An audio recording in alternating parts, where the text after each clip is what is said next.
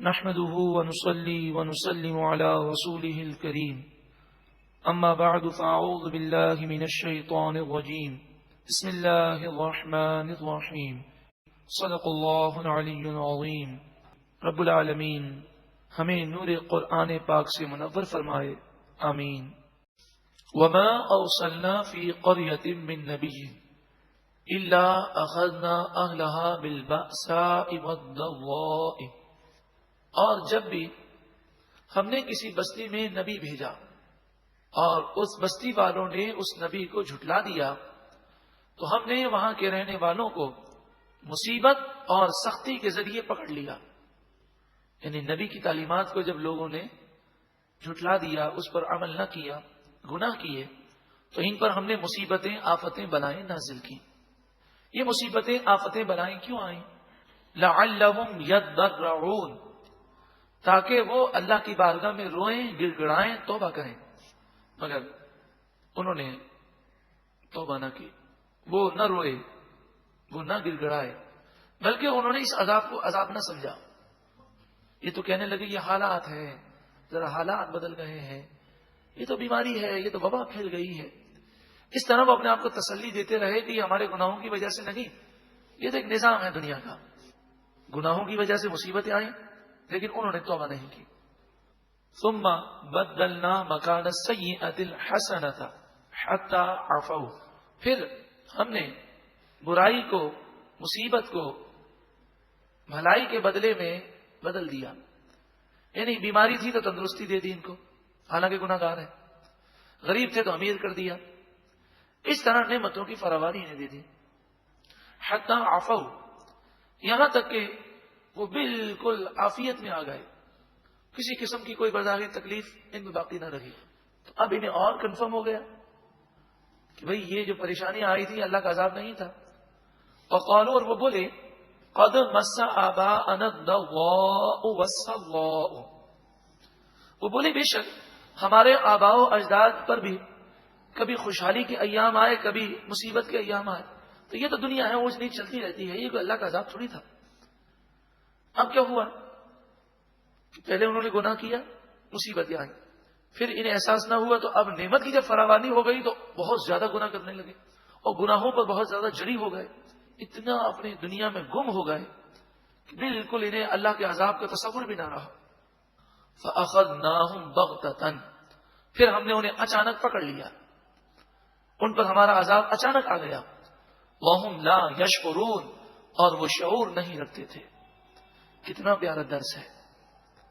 انسان اگر گناہ کر رہا ہے، گناہ کرنے کی وجہ سے اس پر مصیبتیں آ رہی ہیں، تو وہ سمجھے کہ وہ پہلے اسٹیپ پر ہے، ابھی وہ اللہ تعالیٰ کی ناراضگی کے پہلے اسٹیپ پر ہے۔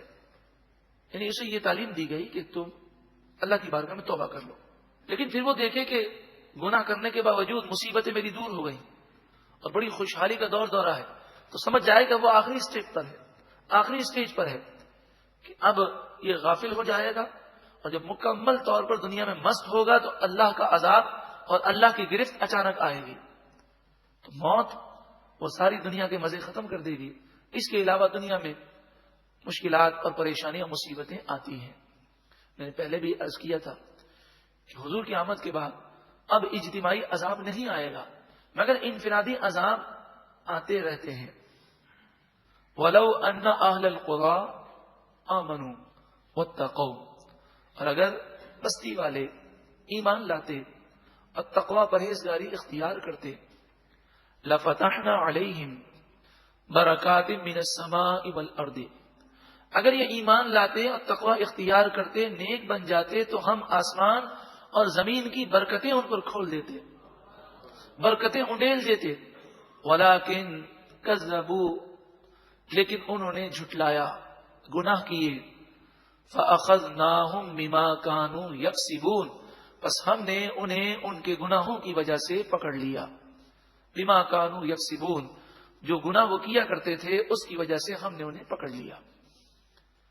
اب اگلی آیت میں تا قیامت دنیا میں آنے والے ہر بستی والے کو خطاب ہے، اے شہر کے رہنے والوں، اے دیہات کے رہنے والوں، اے اللہ کی نافرمانی کرنے والوں، اس آیت پر غور کرو۔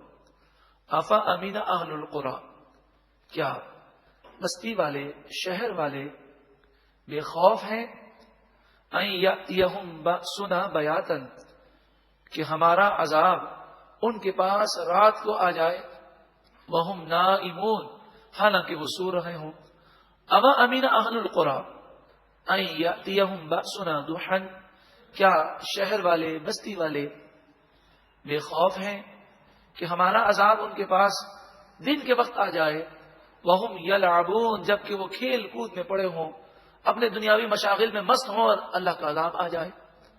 افامنوا مکر اللہ کیا وہ لوگ اللہ کی خفیہ تدبیر سے بے خوف ہیں؟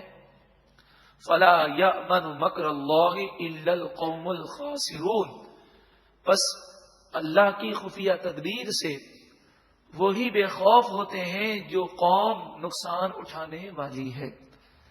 خفیہ تدبیر سے مراد یہ ہے کہ انسان یہ ڈرتا رہے کہ کہیں میرے لیے عذاب لکھ تو نہیں دیا گیا، کہیں میں تباہی کی طرف تو نہیں جا رہا، کہیں ایسا تو نہیں کہ بظاہر میری مشکلات آسان ہو رہی ہیں، بظاہر میری دعائیں بڑی قبول ہو رہی ہیں، تو کہیں ایسا تو نہیں کہ میری نیکیوں کا صلہ دنیا ہی میں دیا جا رہا ہے اور مرتے وقت میرا ایمان سلب کر لیا جائے اور پھر کل بروز قیامت میرے لیے کوئی حصہ نہ ہو۔ یعنی بندہ اللہ سے ڈرتا رہے اور اس بات کی فکر رکھے کہ میرا نہ جانے کیا انجام ہوگا، اور جو اپنے انجام کی فکر کرتا ہے اللہ تعالیٰ اسے ایمان کی سلامتی عطا فرماتا ہے۔ کئی بزرگان دین کا معمول تھا کہ جب ان پر نعمتوں کی فراوانی ہوتی تو ڈر جاتے اور کہتے کہیں ایسا تو نہیں کہ اللہ ہم سے ناراض ہو گیا ہو، اس لیے نعمتوں کی فراوانی ہے کہ ہم جو ٹوٹی پھوٹی عبادت کرتے ہیں اس کا صلہ یہیں دے دیا جائے اور جنت میں صلہ نہ ملے، آخرت میں صلہ نہ ملے۔ یہ ان کے خوف اور ڈرنے کے انداز تھے۔ اگر آپ اس کی مزید معلومات حاصل کرنا چاہیں، بلکہ یہ معلومات حاصل کرنی چاہیے، تو امیر اہل سنت کی یہ کیسٹ آپ ضرور سماعت فرمائیں، اللہ تعالیٰ کی خفیہ تدبیر، کہ بندہ جب گناہ کرتا ہے تو پہلے مصیبتیں آتی ہیں، پھر بھی توبہ نہیں کرتا تو پھر نعمتوں کی فراوانی ہوتی ہے، پھر وہ غافل ہو کر مر جاتا ہے، تباہ ہو جاتا ہے۔ اللہ کے نیک بندے وہ ہر وقت اللہ سے ڈرتے رہتے ہیں۔ اس دوسرے رکوع میں ہم نے یہ بھی سماعت کیا کہ اگر لوگ ایمان لائیں اور تقوی اختیار کریں تو آسمان و زمین کی برکتیں ان پر انڈیل دی جائیں۔ اللہ ہم سب کو عمل کی توفیق عطا فرمائے۔